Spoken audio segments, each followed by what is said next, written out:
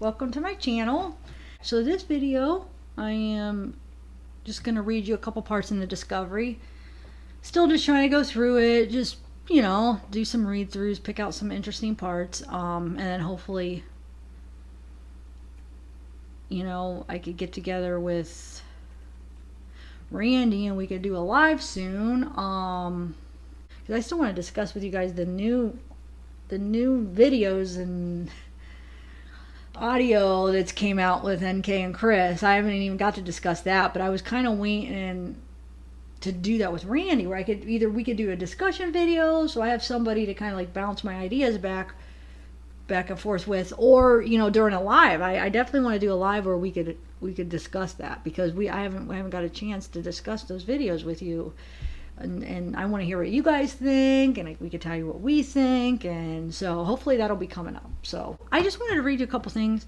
Actually, these two things I'm going to read you today have to do with Sandy. Just stuff Sandy was, you know, Shanann's mom, you know, was saying about Chris. Okay, so here we go.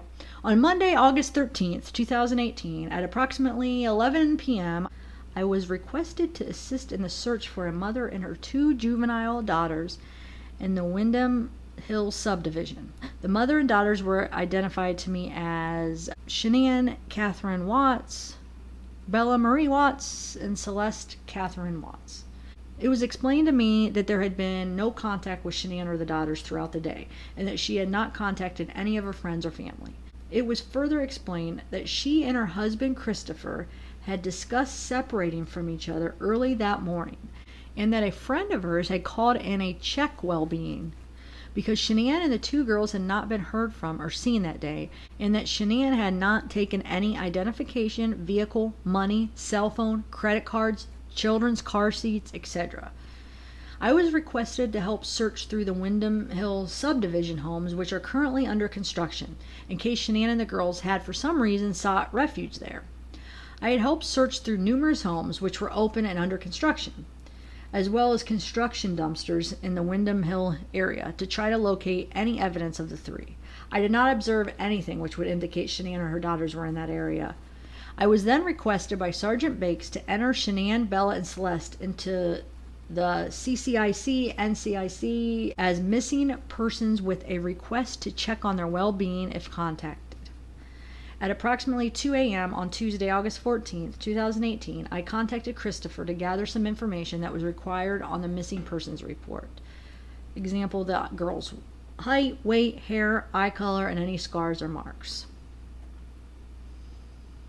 Oh, so this is that part where the interview that I actually just did a video on, where he calls him and Chris knows all the measurements right off the bat and then talks about that scar. But anyway, so when I tried to speak with Christopher at that time, I had called the telephone number he had provided.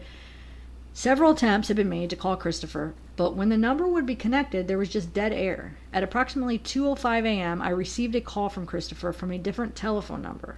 Christopher had told me something had been wrong with his telephone, and he had now been calling me from his work telephone. I explained to Christopher that I needed some information regarding his daughters, so they could be entered as being missing, and he advised me of the requested information. He has also told me that Shanann had a scar in the middle of her forehead above the bridge of her nose, which ran up in an up and down direction, not side to side. He also told me that the scar had been caused by a glass from an accident that she had been involved in, and it was difficult to see and only became visible if she became heated, as if she had been in the sun too long. And I already discussed this in that one video, like, why didn't he even mention her scar that was actually way more visible on her neck? And I already gave you my theory on why I think he didn't mention that. So, but anyway, so Christopher at that time told me that he still had not heard from his wife, and that he could not think of anybody else for us to call to try to help locate his daughters. And you know, another weird thing is when, you know, the cop tried to call Chris. This was like at 2 in the morning. Well, what does it say? 2 a.m. Yeah, 2 a.m.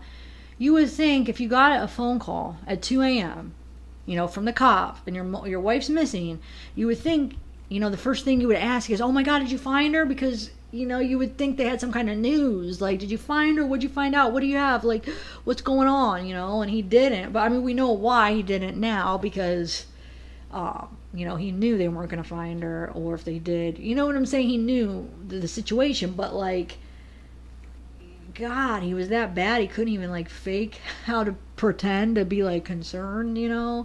And you would think, well, I guess they did catch on, they like, man, he's not even asking about, where's my daughters? But they had him pegged from, they knew something wasn't right. So I feel like from the beginning they could tell that something, wasn't right, which then that makes you wonder then if they knew that, which they all had that. You could tell they knew, this guy's a suspect, there's something, he's not acting like a normal loving dad would act, or a loving dad and husband would act when his family's missing. He was acting suspicious, and you could even see like in some of the reports, like the cops, he's acting weird, he's acting like, his weird smirks and, just different things they said. So they were catching on to it. So then my question is, well, then why didn't they secure that as a crime scene?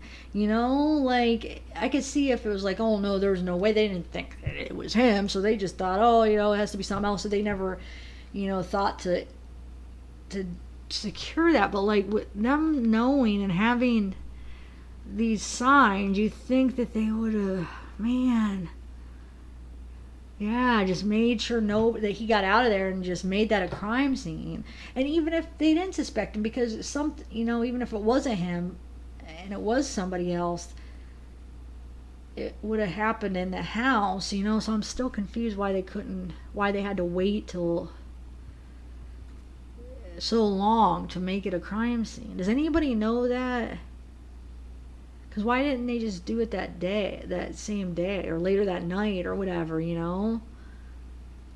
Why didn't, so they shouldn't have let him stay there. Why did they let him stay there? They should have been getting a warrant, or did they have to wait till they got a warrant? But couldn't they make it a crime scene like that day, and then they get a warrant, or how does that work? Or they get a warrant first and then I'm not sure how the law is, but anyway, it should be mentioned that once I had made contact with Christopher, he did not ask me if I had been calling because I had any information concerning his missing wife and daughters, or if I was calling because they had been found. So see, he even caught on to that. Like, he didn't even ask me. He didn't even, like, what? So I guess I should have read before I started rambling on. It was the next sentence that he said that. But yeah, so what the heck? So why?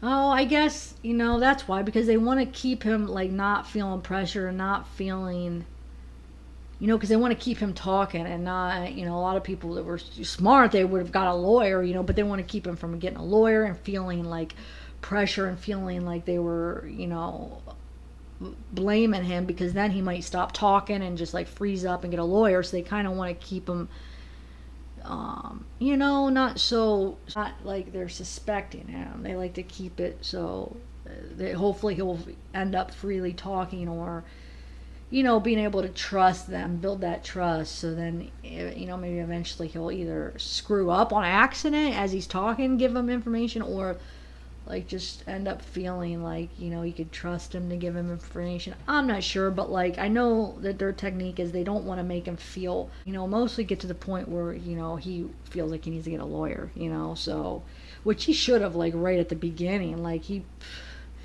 never ended up even getting a lawyer. He just, yeah, so I don't know, but so yeah, so he noticed that was kind of weird. Didn't even ask about his wife or daughters. Oh, you have news? Nothing. Okay. After speaking with Christopher, I provided the information to Weld County dispatch records, and Shanann, Bella, and Celeste were entered as missing persons. Dispatch faxed over the confirmation information to me, and it is included in this report. I had also checked with dispatch to see if they had electronically advised any hospitals in the area, making them aware of our CWB missing persons. I was advised that the only way to contact the hospitals would be to call each one individually. At approximately 4:38 a.m., I was contacted directly at the PD by Shanann's mother, Sandy Rzucek. Wow, so she called at 4:30 a.m. or 4:38 a.m. Rzucek was upset and told me that she and her husband believed that her daughter and granddaughter's disappearance involved foul play, and that she honestly believes that her son-in-law was involved in the disappearance of her daughter and granddaughters. She stated that Christopher is acting weird and out of the ordinary. She said that Christopher is telling people he has to go to work, and that just doesn't seem right. She felt that he is going out to pour oil on the bodies to dispose of them somewhere. Rzucek said that she felt when Shanann had come home late from her trip and had been exhausted, and that she and Christopher had argued, but due to Shanann's lupus, she would not have been able to put up a fight. But remember, because Frank said, oh, she would have put up a fight, so, I don't know. I mean, but yeah, it would have been late. She was tired. She wasn't feeling good. She was pregnant, lupus, all that stuff. Plus, I don't know. Yeah, so the mom was smart, though. I mean, she knew, and she just wanted to make sure he did not go to work that next day. And good thing, because wonder if he would have. Well, I know his boss said if he was going to go to work, that he was going to, just work in the office. But what if his intention was to actually, go out in the field and try to go to that area and somehow dispose of them? But remember, his boss said if he wanted to go to work, then he was going to have to work in the office with him. So it might have screwed up his plans. Like, oh, shoot, he wanted to get out in the field so he could maybe, do whatever he wanted to do. But clean up his mess somehow, because Rzucek also told me that she had bought Shanann an Apple iWatch, and the ID was her plan number. She said she had purchased it under her T-Mobile plan, but that Shanann had transferred it to her own AT&T account. She identified the iWatch as being a 38mm SIL A1 white in color. So, let's see. So she said, Rzucek then called me back and told me that she and her husband Frank had just spoken to Christopher and that he is not shedding a tear about his missing family. She did tell me that she told him if he was involved, he would see her become irate. Rzucek finally told me that Christopher had called a neighbor and told them that he feels we are watching him about his involvement in this. So wonder if who that neighbor was that he called, because whoever that neighbor was, they called Sandy and told her, right? Paranoid much, Chris? But anyway, I explained to Rzucek that she should not threaten Christopher or say too much in regards to the direction of this investigation, as we do not know exactly what the circumstances are involving the whereabouts of Shanann and her granddaughters. See, I guess that is what I was saying. Like, they don't want him to feel threatened. That was the word I was thinking of, threatened. They don't want him to feel threatened, because then, he might just stop talking altogether, get a lawyer. Just, right now they have him talking, he's being open, he doesn't have a lawyer, and they just want to keep it that way. He's, kind of being friendly, like, they're acting like trying to be his friend, like we're trying to build some trust with him. So, but anyway, so I recorded my telephone contact with Christopher on my body-worn camera, and it is available on evidence.com. End of report. Okay. So that's that one. And then I wanted to read this other one here, okay? Another one about Sandra, Shanann's mom here. So on August 15th, 2018, I contacted the mother of Shanann Watts, Sandra Rzucek, via phone. Sandra lives out in North Carolina along with her husband, Frank Rzucek. I asked Sandra to give me some background as to Shanann's marriage to Chris and what she may have observed over the past few months. Sandra informed me that her daughter and Chris had been married for the past several years, and over that time things seemed great between the two of them. Sandra believed that Chris was a great father and husband, and that she couldn't ask for a better person to marry Shanann. However, Sandra noted recently that Chris's behavior had seemed to change. Recently, Chris, Shanann, and the grandkids had spent time out in North Carolina with Frank and Sandra. During that time, Chris appeared to be quite cold towards Shanann and the children. Sandra recalled one night where Shanann was quite sick due to her pregnancy and had been thrown up for most of the evening. Sandra noted that Chris had not been supportive at all to Shanann, and Sandra found it quite odd. Sandra made other references to Chris's behavior being cold and indifferent towards Shanann. I asked Sandra if she knew why this could be, and she was not certain. I also asked Sandra how often she spoke to Shanann, and her reply was every day.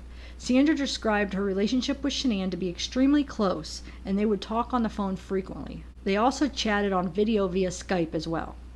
Nothing further at this time. Okay, so I think that's going to be it for this video. So let me know what you guys think.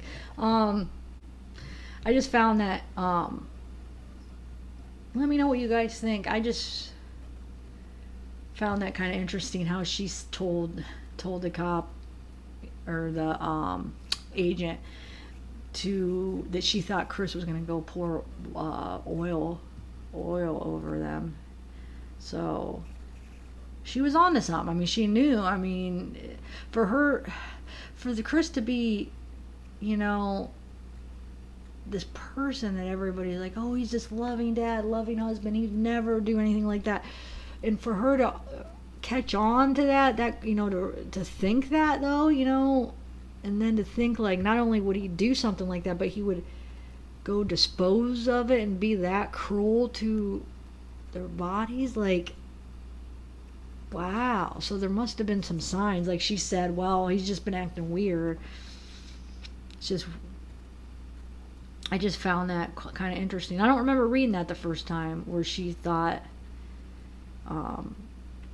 I remember reading the second one I read to you, but not the first one where she thought, I remember reading something about where she did not want him to go to work. Where, yeah, I guess I do remember, but I don't remember her saying that about pouring the oil. But I remember her saying like, you know, don't let him to go to work because he's going to try to get rid of him or whatever. But I didn't remember that actual wording that she used. So, but I don't know. So yeah, just let me know what you guys think in the comments. And like I said, just any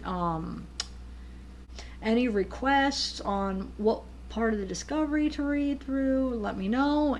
And thank you guys for watching. You guys are awesome. I will see you next time. Bye.